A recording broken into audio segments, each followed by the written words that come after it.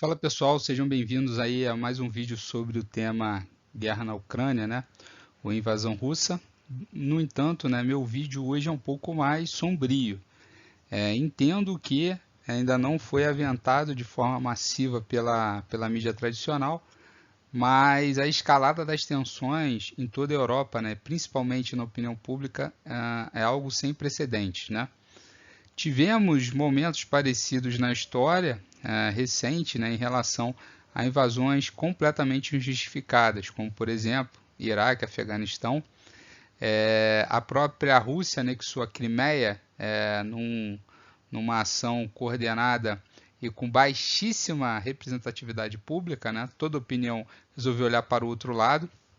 Havia uma guerra na Síria, né? Havia um problema de refugiados e todas essas figuras, né? Todas essas histórias culminam hoje em 2022 com o mundo saindo de uma pandemia hiperconectado, né? O mundo sai hiperconectado no sentido de que cada um em suas casas conseguem ter suas vozes ouvidas e em 2013, 14, 15 não era assim.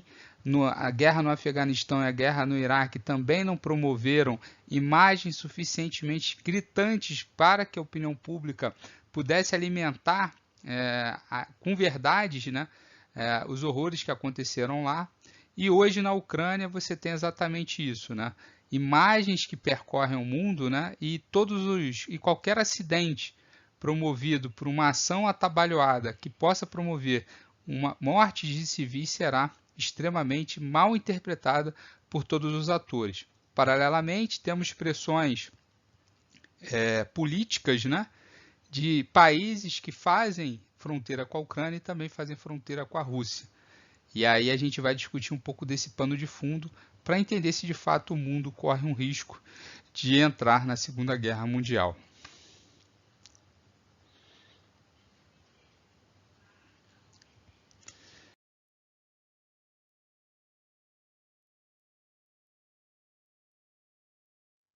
Complexa, né? Então, Terceira Guerra Mundial e motivos para acontecer. Lembrando que estamos falando basicamente de uma região aqui, ó, da Ucrânia, onde a Crimeia já foi perdida, né?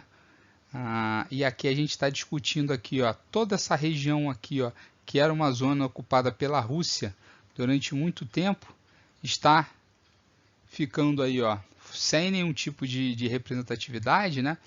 E a capital Kiev, que fica aqui, e aqui a região do distrito de Donbas e Donetsk, que fica mais ou menos aqui, ó, que já foi também pertencente à antiga Rússia. Então precisamos entender aí o que está acontecendo, né, para buscarmos identificar se existe realmente a possibilidade de uma terceira guerra mundial, como está sendo aventada aqui por mim, mas se vocês procurarem, dificilmente vocês vão encontrar outras pessoas com essa opinião. Bom, primeira coisa, crise com a Polônia. Eu acho que esse é um dos motivos mais graves, né, que podem acontecer. Temos aqui a Bielorrússia, que é completamente pró-Rússia, não está afim de entrar na OTAN. A Finlândia não entrou, então vou botar um X. A Suécia também não, mas agora estão com medo. No entanto, Estônia, Letônia e Lituânia já entraram na OTAN. Temos a Polônia altamente otaniana e a Ucrânia, que agora perdeu aí a Crimeia. E a Moldávia vive uma crise também. Então temos aí situações suficientemente perigosas, porque o povo ucraniano está marchando para onde? Ucrânia, Romênia, Hungria, Eslováquia. E essa pressão migratória, pensem bem, onde que é a Síria? Vocês estão enxergando a Síria no mapa? Não. A Síria aqui embaixo gerou uma crise migratória que afetou toda a Europa e ao afetar toda a Europa fez com que, inclusive, o Reino Unido saísse do Brexit por conta de entender que essas pressões migratórias não faziam parte do Reino Unido, ou seja, a União Europeia teve que lidar com esse problema e o Reino Unido entendeu que eles deveriam lidar sozinhos.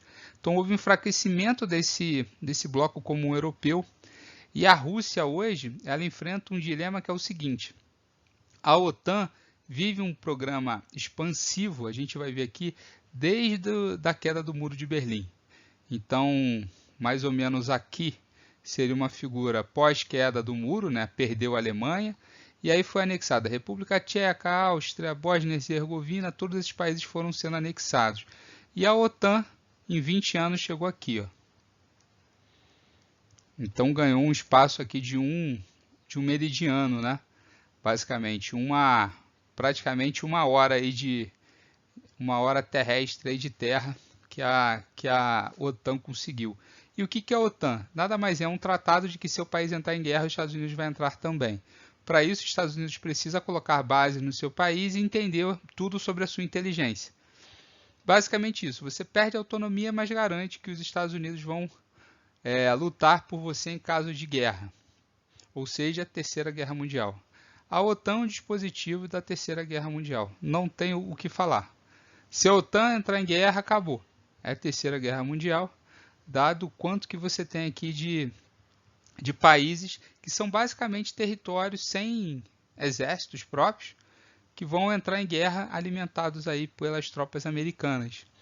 E aí a Polônia, ela está com um discurso muito grande, enorme, ou seja, está agindo com uma altivez em relação a esse episódio da guerra na Ucrânia, bastante relevante. Então temos aí essa questão da Polônia, que foi invadida por Hitler nos anos de 1939.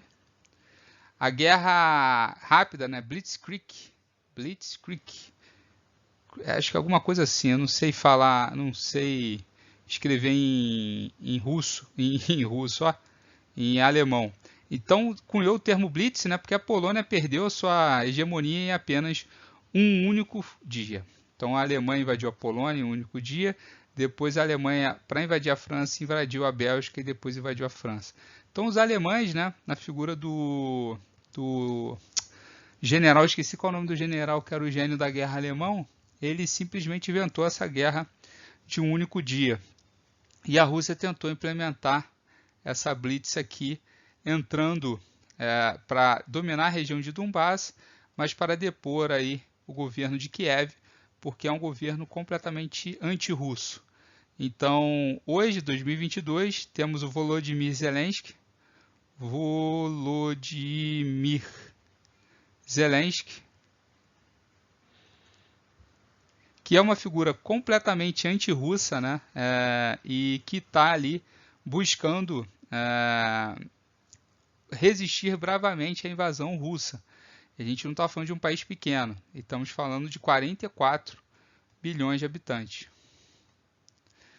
E o que acontece? Desses 44 bilhões de habitantes, vou tirar essa barra aqui, mais ou menos 3 a 5 milhões podem compor um exército de reservistas. Claro que exército e o exército russo também é mais ou menos da mesma ordem. No entanto, existe uma diferença abissal tecnológica entre os dois países, o que obviamente pode colocar em conflito essa situação. Lembrando que a Turquia, que está aqui, ó, ela é aliada russa, mas ela recebeu vultuosos recursos da Europa, vou botar euros aqui, para evitar com que os refugiados cruzassem para a Europa. Então toda a Turquia aqui é um caldeirão também de pressão migratória e parece que agora o dinheiro europeu vai ficar curto. Então qual será a reação da Turquia nesse sentido? E as sanções econômicas, né, que serão ruins para todos os lados, não vai ter lado vencedor e ganhador. Tem a questão de um gasoduto, aqui são 2 gasodutos que ligam a Rússia à Alemanha, e um dos gasodutos que estava ficando pronto agora não será ligado, ou seja, será um inverno bastante frio, né, um resto de inverno bastante frio na Alemanha, e a Rússia, que é a segunda maior detentora de reservas internacionais, ela pode ou sofrer um calote americano ou continuar sobrevivendo de forma quase que tranquila, dada a sua pequena pauta de importação e exportação, tem um saldo muito pequeno ali para que ela precisa cobrir,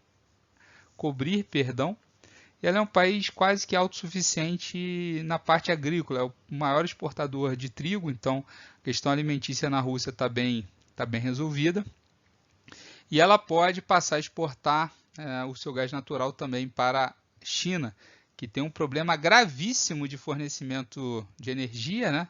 dado que ainda é o maior queimador de carvão no mundo. Para finalizar, mostrando aqui para vocês a expansão da OTAN desde 1968, né? Isso aqui era como que era a OTAN até em 68. Então, os membros da OTAN, Finlândia e Suécia, saíram da OTAN, não fazem parte da OTAN, então vou até corrigir esse erro do mapa, não foi eu que fiz. Mas se a gente analisar aqui para dentro desse mapa, temos a França, Bélgica, a Alemanha, que era de dupla cidadania até 68, ela foi anexada, e aí temos tanto a Alemanha Oriental quanto a Alemanha Ocidental. E aí, isso tudo aqui era a União Soviética. Polônia, Tchecoslováquia não existe mais, Hungria, Romênia, Iugoslávia também não existe, Bulgária. E se vocês me perguntarem, a Turquia aqui, cadê a droga da Ucrânia, né? A Ucrânia é isso aqui. A Ucrânia é isso aqui. Isso é a Ucrânia. Então, o povo ucraniano era considerado um povo russo, e fazia lá muita distinção, e estava dentro, obviamente, do Pacto de Varsóvia, sequer um país era. Então, a gente precisa entender se de fato como é que o russo olha para a Ucrânia e como que o povo ucraniano olha para o russo. E basicamente sabemos que a integração com o Ocidente, né, principalmente com a Europa, que cresceu absurdamente, faz com que a gente repense aí, inclusive, as visões do mundo sobre a Ucrânia, né? País fundado ainda em 1991, se eu não me engano, está na 6ª eleição apenas, e temos aí talvez o seu último presidente independente, que é o Volodymyr Zelensky, lutando aí meio que bravamente contra a invasão russa. Então são situações bastante complexas, né? E quando a gente analisa sobre a Ucrânia, né, o que a gente tem lá em seu território? Então, vamos pensar em termos de linguagem, né, que diria cultura. Aqui é a região de Donbass, 100% praticamente fala russo, região da Crimeia 84%. Já essa região aqui já delimita, Kiev está aqui, já delimita grande parte aí da guerra cultural com a Rússia, né? E se Kiev está aqui, a gente pode dizer que essa aqui, ó, são pessoas que falam... A Rússia era uma das línguas oficiais da Ucrânia, até, se eu não me engano, da anexão da Crimeia em 2013, 14. Então, essa região aqui garante aí 70% da população. Então, o domínio russo sobre a Ucrânia não vai acontecer. Escreva o que eu estou dizendo, a Ucrânia não será anexada. A discussão era sobre a região de Donbass, e isso deve acontecer, também escrevam o que eu estou dizendo.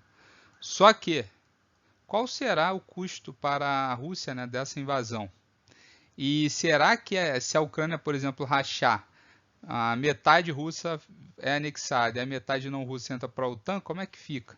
Vai virar a fronteira mais agressiva do mundo, desde a fronteira com as Coreias, né? A gente precisa ficar atento em relação a isso. E aí eu deixo alguns quadros gerais, né, que eu tenho feito, que são o seguinte: a Terceira Guerra Mundial, ela pode acontecer por um tiro errado. Se a gente lembrar, por exemplo, que aconteceu há 3 anos atrás, o avião da Malaysia Airlines, ela caiu porque os separatistas da região de Donbass, vou desenhar um míssil aqui, atiraram um míssil em relação ao avião que estava passando na região, e esse míssil obviamente não tinha tecnologia separatista, tinha tecnologia russa. Se isso acontecer em algum outro, imagina se isso acontece agora, derrubada de um avião com mais de 150 pessoas, é feita por um erro de cálculo aí de um operador de um lançamento de míssil terrestre. O cara apertou o botão errado, se emocionou e tudo mais. Cai um avião, o que pode acontecer? 3. Imponderável. A gente tem aqui o discurso. A Alemanha, ela decidiu interromper aí a abertura do segundo gasoduto, que seria o maior gasoduto do mundo, interrompeu, e vai estar passando frio. Temos a Europa inteira com uma escalada de tensão enorme, com o Reino Unido, que está fora do Brexit, falando muito. E França é o único país até agora da Europa, junto com o Reino Unido, né? São os dois países da Europa com assento na ONU. Quem mais tem? Estados Unidos e a Rússia e a China. São países vencedores da Segunda Guerra Mundial. Estados Unidos, que estão aqui, eles sozinhos não conseguem, obviamente, definir qual a opinião europeia sobre a guerra. Só que eles já estão assim, ó, com o Reino Unido. Se a França aumenta a tensão da escalada e a França entende que é preciso responder militarmente com ajuda, pronto. Você já ganha em maioria na questão da ONU, né? A França, Estados Unidos e Reino Unido já decretaram que essa é uma guerra injustificada, que a ONU é contra essa guerra. Mas temos Rússia e China ainda com poder de veto que estão afetando essas decisões. Então a gente precisa entender se de fato o que vai acontecer. Mas a Alemanha, junto com a França, é um estopim enorme aí para que a Terceira Guerra Mundial aconteça. Esperamos que não. E a posição do Brasil hoje está aqui. Deve ser de neutralidade, dado que tem interesses tanto com os Estados Unidos, quanto com a Rússia, quanto com a China, quanto com o Reino Unido, quanto com a França, quanto com a ONU. Então, do ponto de vista, se a gente fosse ser pragmático, não faz sentido o Brasil comprar muito discurso nessa questão. Eu acho que ele deve ficar neutro, mas se posicionar sobre qualquer crimes de guerra e barbaridade que venham a ser acometidos, tá certo? Então é esse o meu recado, espero que vocês tenham gostado.